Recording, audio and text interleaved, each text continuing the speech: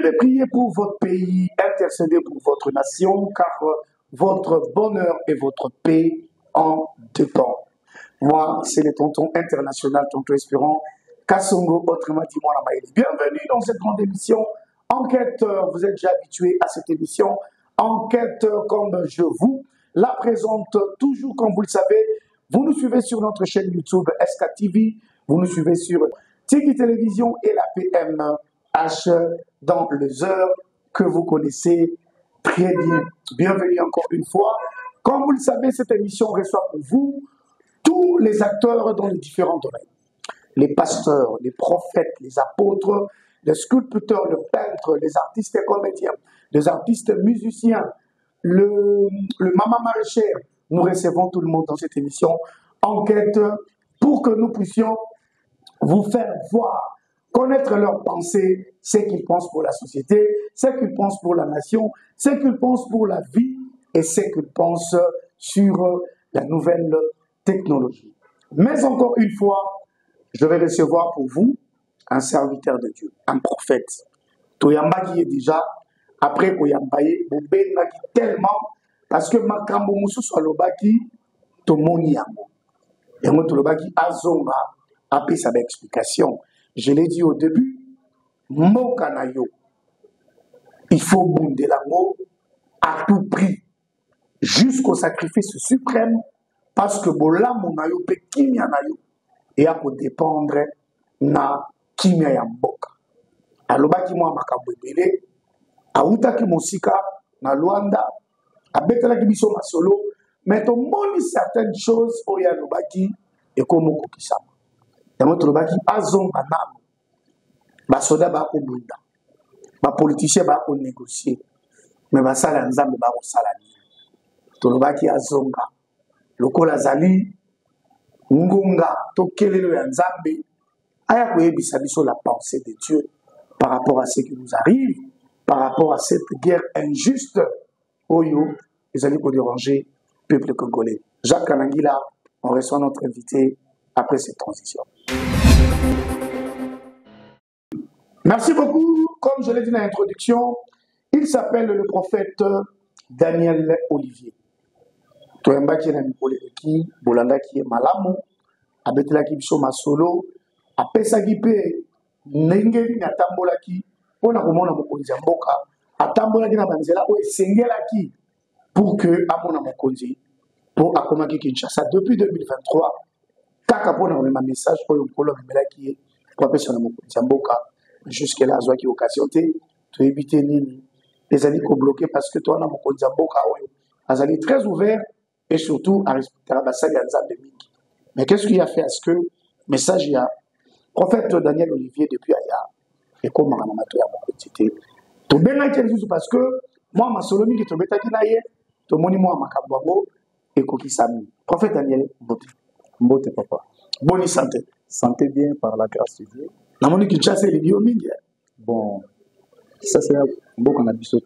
Pour la bonne santé et les oui, beaucoup na biso et la place de Botan, c'est normal, famille se d'aller.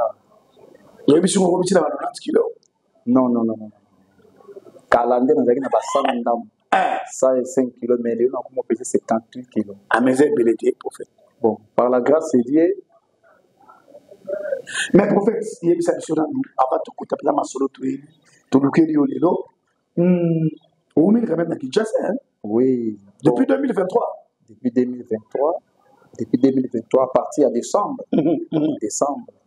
On a commis Awawa le 4 décembre 2023. On a banni la démarche, de la partie le 11 mai. On a tout. On a pu sinon le balandignon sans mot et on a combo na yes.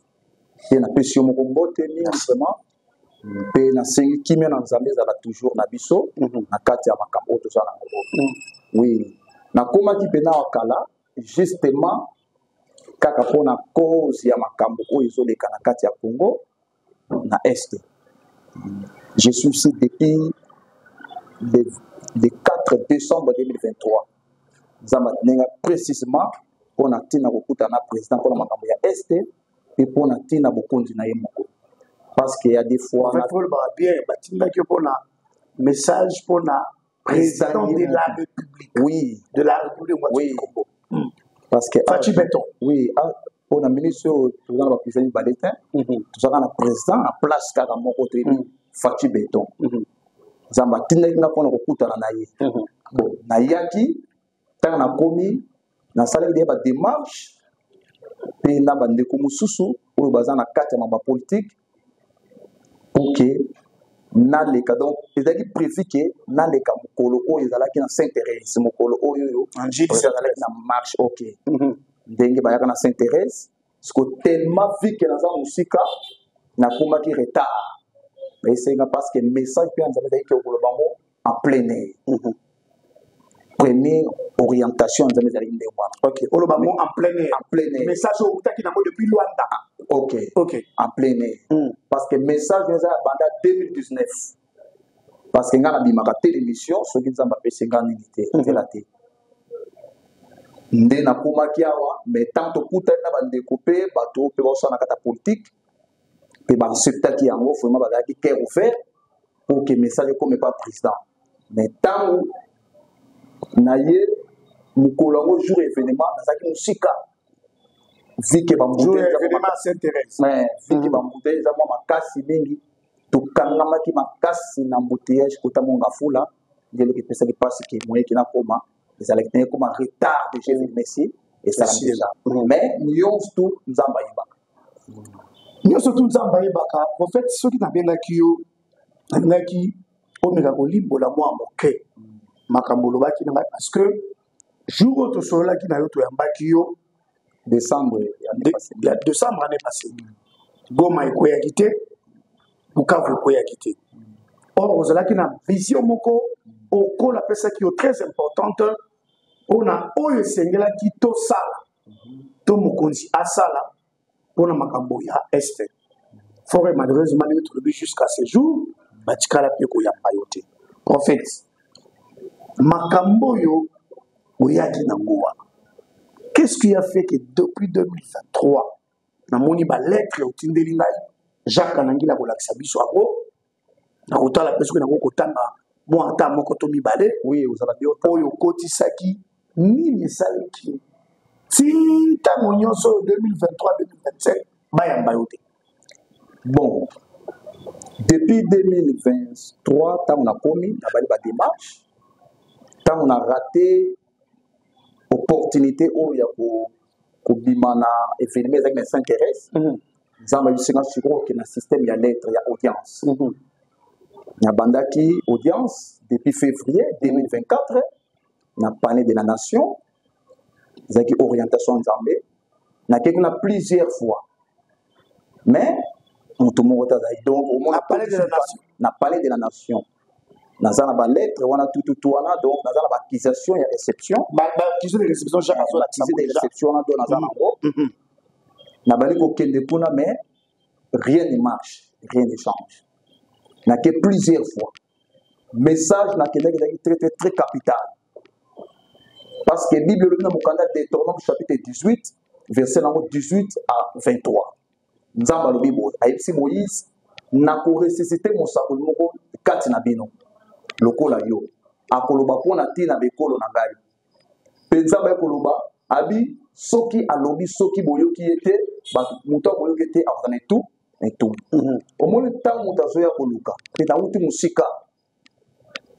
mosika na ye précisement mpona ntina makambo ekokuta na président de la république Fachi Béton mpona koyebisa mpona ntina maboko mpe mpona bokonzi na ye mpe mpona ntina makambo ya este qu'est-ce qu'il faut faire ok parce que nzambe aza incapable te nzambe il est le Dieu capable au-dessus de toute capacité et sika moto azalaka limité de sika compétence ya nzambe emonisamaka nzambe aza nzambe ya bachose difficile aza nzambe ya bachose facilité aza nzambe makambo ya pasi nde sika ya monana donc nayaki na kati ya mokanda ezalaki bien écrit nakomaki bien ebi ke message na ye nango eza mpona ntina intérêt ya mokonzi mpe mpona ntina intérêt ya mboka Congo précisément mpona bitumba ya este wana na 2023 wana na 2020 wana wana d'autant na en 2023 si ko tant que na raté moyen ya koleka et mona la ki tende na soka empêchement ndenge na soka empêchement ya embouteillage si ko ndé na parce que démarche en 2024 na février. OK, na février au bandi. OK, ndé na bandi. Ndé na bandi wana nzambe d'orienter kinga. Na cotisation audience na kembala na mbala plus de 7 fois na palais de la nation. Puis ba mona ki lettre mais on a battu ba yambaki okuna. Oui, ba yambi na pesi lettre pe tout ba cacher nos ezali. Na o place donc na téléphone no ndenge na timbelo ba copier no komona yango. Namoni kutu rapidement awa. Namoni accusé de réception, il y a palais de la nation. Il y a le 29 février 2024. Maintenant, rapidement, Nini, avant-dernière parenthèse, et plutôt paragraphe. Au lobby, j'ai de messages sérieux et précis de la part de Dieu concernant votre pouvoir et les orientations de ce qui se passe à l'est du pays. Mon temps est déjà épuisé et mes jours sont en termes pour que je puisse rentrer à Luanda. Je sollicite une audience urgente auprès de votre hôte, son Excellence, Monsieur le Président, car ceci est pour votre intérêt et celle du peuple congolais. Pour préciser. Et puis au-delà de ça, dans mon lettre, Moussoussou, on répétait la même chose. OK. Ça veut dire que tu as répété la même lettre que tu avais écrite le 29 février. Et Wana et comment qu'il a mois, il y a mars. Le 19 mars 2024, on répétait la même chose accusé de réception. Okay. On répétait la même chose. J'ai le message sérieux et tout et tout. Et je vois que tu étais même allé jusqu'à chez Maman Marthe. Okay. Tu as même déposé des lettres que j'ai ici. Namoni ba lettre Awa et tout au Komaki. Mais qu'est-ce que tu as fait que tout ce que tu as écrit comme lettre au Keyo Zong, il ne savait pas y oui, voilà ce que ça problème là-bas. Parce que là, est-ce que ça là qui suit? Oh, pour rien, on peut s'appeler tout le temps, sur ça là qui suit. On a commis, n'a que plusieurs fois. On a parlé de la nation. N'a que, on a changement mon côté. Mais il faut changer. N'a que, na Oya. N'a que, na cité de l'Oya, place président Assad. On a déjà, on a 3e mois, fin 3e mois. La fin en mars. Fin de 3e mois. De temps na Kepuna, na kutan na ba militaire. Le bazar ba mix Swahili na Lingala. Ainsi ba on a za musala nzambe prophète na za na mboka ngola. Précisément ça batinda pona tina makambo oyo. Ils ont se passé na est et pour la bokonja président. Wana kuna bitumbe ko makasi wote. Kutu wana kuna elote. Wana izaka na niveau eza. Expliquer bango, t'as expliqué bango. Pénalisi bango. Nzamba yebisi na coup d'état pour résoudre salama. Oui, voilà le saying on est mission équipe. OK, coup d'état pour résoudre ça et salama. Na kati ya gouvernement. Mais tant que vous êtes dans le monde, na koyebisa makamyo nyonso venga. Tendenge ici là, mais ozonga donc réponse à la guité. Babi biso awa moyezate capacité au sala elo musezate. Na zongi. Deuxième tour sous na loya kuna. Mais ozonga sous na cité de loya, na répéter sous même langage parce qu'à cause d'insistance en Nzambe. Pour Nzambe avant ça la likambo alobakana. Les autres dépendent de la sensibilité. C'est ça. Parce que le car la prudence fait défaut, mon peuple tombe. Nous sommes se passer dans la Katamouizali à cause d'imprudence. Les autres qui nous ont dit peuple congolais, nous avons dit peuple congolais. Mais tant que nous avons zoloba, nous souplété automatiquement, nous avons na yebisi ba na zonga na kuna na ndako président kuna na loya kuna zonga plus de 4 fois na cité de loya plus de 4 fois avec insistance ozo solution na zo solution mo côté tina ndignesa ni na kede kutu na papier kusuka ke audience mais na moni solution mo côté na kozonga mais soda moko ayesenga je préférence que le retrouver maman na ye maman Marthe. Maman n'a été, maman présent, maman Marthe, qui est la 10e. Quand on a eu, après on a eu ça là, lettre, Ok. Ok. Tant que kuna maman Marthe azalaki na Belgique akendaki repos. Akendaki repos. Si je ne me trompe pas, c'est akendaki à partir de 3e mois. Mais c'est na 7e mois. En réalité, il y a 7e mois. Tant que kuna, mais na pesi bona sai tout pas ko singa. Na kutani na maman te na kutana papa moko ko papa Jean, on a secrétaire ya maman. Ok. Avec mon copie à famille maman, la pesa qui est wana batangi toutes les côtés, na côté na balé ta bala 5 fois. Et ma maman. Mais ma très capital pour la mokonzi pour la tina makambo ya est. Tellement solution zo ya kakate. Ce qu'on est nzamba e koye bisanga. Sikoyo okokende okutana na Jean-Pierre Bemba, okutana na Christian Joué. OK. Le général. De aller. Mais tous les ans, bango la kutana ba pa ko na vite. Bango précisément pour ça bango comme il y a est. Baza mieux placé pour na bituba ya est. On a passé un message pour Jean-Pierre Bemba, OK. Na général Choué. OK. Alors dit kende ko lo bana bango kaka makambo est. Ya est. OK. Baza mieux placé pour na makambo wana.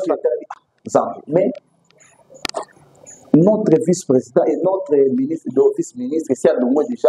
À combien de transport? Siko na bouge les années, donga pour na de na kenda qui cause orientation na niveau ya Pascal. Na bureau de bouge na Pascal, on a tout le kenga na ko atteindre parce pour les bébés déjà na kita déjà Congo. Donc na koyi batende ya ko atteindre ba te kende esika tout à orientation na ko na boulevard na arrêt poste.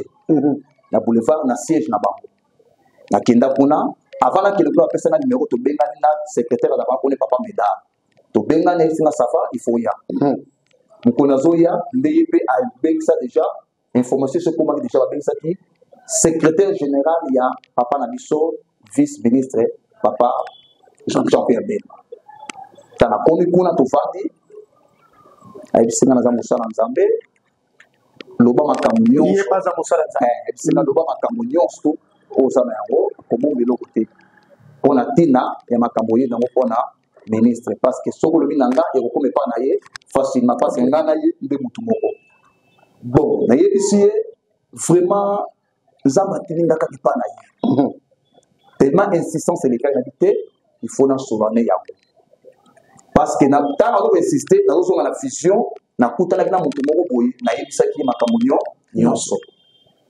nabi nzambe ayebaki moto yango mpe namoni ete moto yango aza serviteur de Dieu mpe nasoloki na ye naexplike ye makambo nayebi mpona ntina makambo ya este mais na regretaki parce que papa Jean-Pierre Bemba aza susu ministre ya défense te namonaki lokola makambo eza important te ma oke te nzambe ayebaki pourquoi ndenge kaka naloba makambo oyo po nzambe azalaki na précision. Ok, nzambe alobi mpona te na este natangeleki bakombo nzambe esi natangeleki 2 personnes nzambe abi bato te bazali à la base ya bitumba ya este 2 personnes. 2 personnes De baza à la base ya bitumba. ok baza libanda te baza bato kaka batravaille na kata Congo nde bango bato baza à la base ya bitumba non bango moko bayebi mais pour bango moko bayebi makambo nyonso wana mpona ngai eza mpona code mais bango moko bayebi ese bango clairement natangelaki bango bakombo motuki ngani baoyo batravaille awa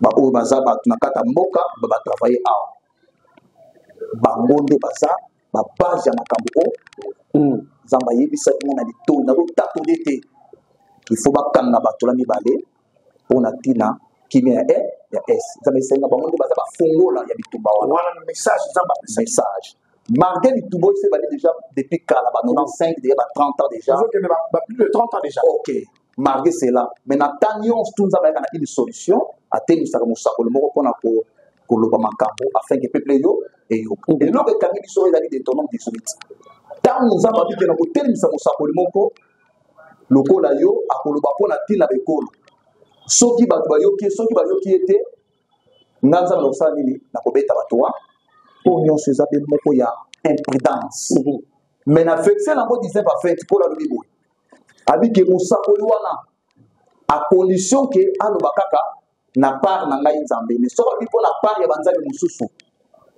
esengeli kokanga mpe bomai pe bible bisu nini ke ndenge nini tokoyebi bato bakotuna ndenge nini tokoyeba ke maloba oyo euti soli mpa nzambe bakoyeba bango na nzela ya accomplissement oyo nyonso nazali koloba makambo nayebi mpe oyo nayebisaki bango parce que nayebi ke mission ekotambola mokili opesaki na basine nayebisaki bango bato mibale oyo nde bango baza à la base ya bitumba ya este nzambe alobi il faut koarrete bango soki boarrete bango te mikolo ezoya liboso ekozala dega makasi mpona este mais tellement na télévision na bapesaki na accès nanu te ya kobima mbala moko nde yango wana parce que nga na bima na so nzambe epesi ngai accès na epesamaki nanu te c'est pour cela dit mon peuple pays bama manque de connaissance nayaki précisément kaka mpona président Fatou Beton nzambe atongi uniquement mpona ye nayaki précisément mpona ye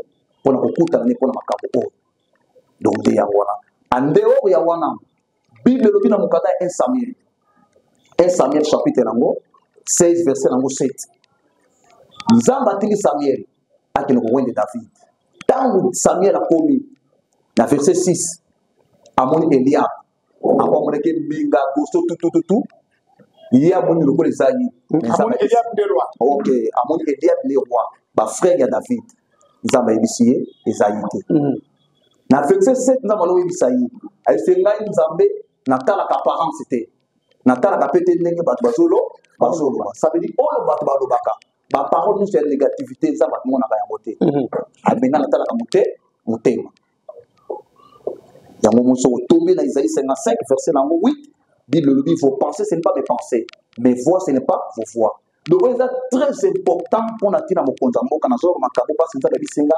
lobango en public à part 5 ans na ye oyo ya deuxième mandat oyo nzambe alobi abakisili 15 ans na bokonzi na ye nzambe alobi abakisili 15 ans na bokonzi yokaka papa nzambe alobi abakisili 15 ans na bokonzi na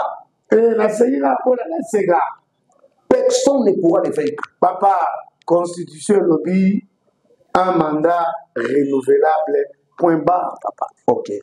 Papa, dit c'est lié 15 ans. Ok. C'est ce que la loi dit. Zonga na mukanda l'Isaïe chapitre 55 verset 8. Colonne, vos pensées, ce n'est pas mes pensées. Mes voix, ce n'est pas vos voix. Et le Bimaïnza, nani oza na capacité à contredire Nzambe. Azate. Parce que proverbe de Bible, l'homme ne Bible dans mon canal, il y a Ecclésiaste chapitre 8 verset 8. L'homme n'est pas maître de son souffle. Le soldat a mon côté dans la capacité à vacciner minute mon côté dans mon colonel Yakou. N'a pas contredit au Nzambe. Par rapport au message, vous avez tout aimé que mon conseiller à la rémission autour du service naïe pour écouter un message direct, oui, mais au lobby. Moi, je vous respecte beaucoup. Vous êtes un prophète de Dieu. Ou tu peux m'ousika na Luanda. Pour nous, un message au Kolo Apesio. Le prophète Olobi que Zamba Lobi, au-delà du deuxième mandat, il y a Fatou Beton. Zamba Bakisé les 15 ans. Abaxé les 15 ans. Le Bible Lobi ne dit pas ce que le Seigneur n'est pas dit. Ne dit pas ce que le Seigneur n'est pas dit. Mais donnez le message tel qu'il est.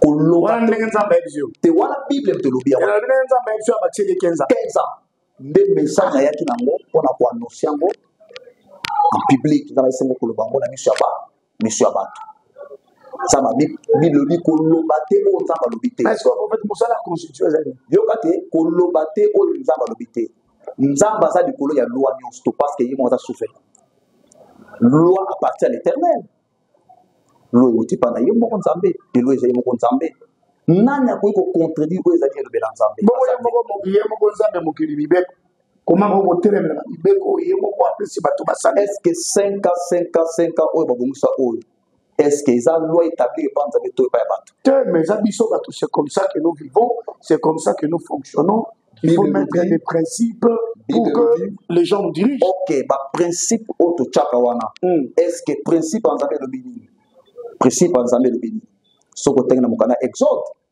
ntango nzambe azokola mokanda exode chapitre nango 22 verset nango 21 ntina verset nango 23 nzambe alobi nini alobi ke motu oyo akoniokola basi oyo bazanga mibali motu oyo akoyokola bana bitike ntango bato wana bakolelepa nga nzambe nakoyoka bango mpe kanda na nga ekoyeba bato wana bazonyokola bango mpe nakoboma basi na bango mpe bana na bango pardon nakoboma bango mpe basi na bango bakotikala bavese mpe bana na bango bakotikala bitike estce loi wana si ute pa nzambe te pa nzambe te estce bato basalela bango to te donc lelo tozomona bato bazonyokola bato yo kasi na este kuna estce basi bakufela mibali pardon basi bakufela mibali bazebele kuna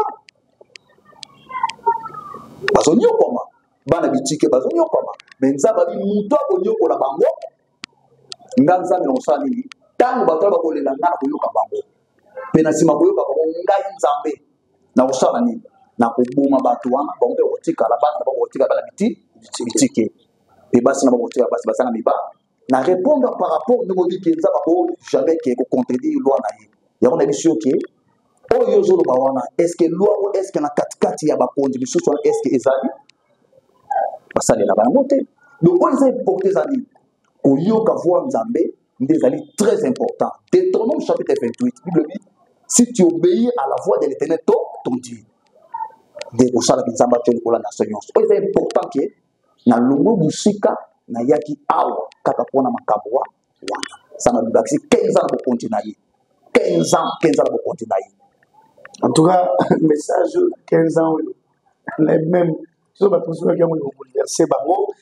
Jacques nous fait signe, on va prendre la deuxième partie, on va pas traîner là-dessus, tout la deuxième partie. Oh, prophète, on a montré capital, quand il parle, il dit ça, prophète,